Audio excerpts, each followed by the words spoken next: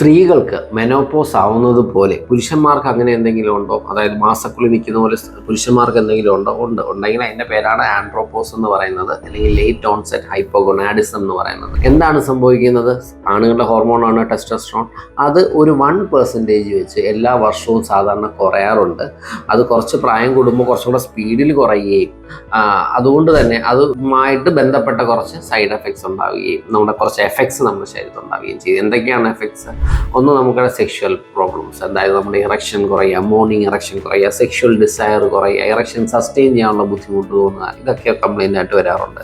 പിന്നെ എന്തൊക്കെയായിരിക്കും? നമ്മുടെ മസിൽ മാസ്, നമ്മുടെ മസിലൊക്കെ ഒന്ന് കട്ടി കുറയുന്ന പോലെ തോന്നുക, ചെറിയ ബ്രസ്റ്റ് പോലൊക്കെ വരുന്ന പോലെ, വയറ് ഭയങ്കരമായിട്ട് ചാടുക, പിന്നെ നമ്മുടെ മെൻ്റൽ പ്രശ്നങ്ങൾ, സ്ട്രെസ്സ് കൂടുക, വിഷമം, കുറച്ചുകൂടെ ഇമോഷണൽ പ്രശ്നങ്ങളൊക്കെ കൂടുക, ഓർമ്മക്കുറവുണ്ടാകുക. അപ്പം ഇങ്ങനെയുള്ള കാര്യങ്ങളെല്ലാം കൂടെ വരുന്നതാണ് നമ്മുടെ ഒരു ആൻഡ്രോപോസ് എന്ന് പറയുന്നത്. ഇതിൻ്റെ ട്രീറ്റ്മെൻറ്റ് നമുക്ക് വേറൊരു വീഡിയോയിൽ ഡിസ്കസ് ചെയ്യാം.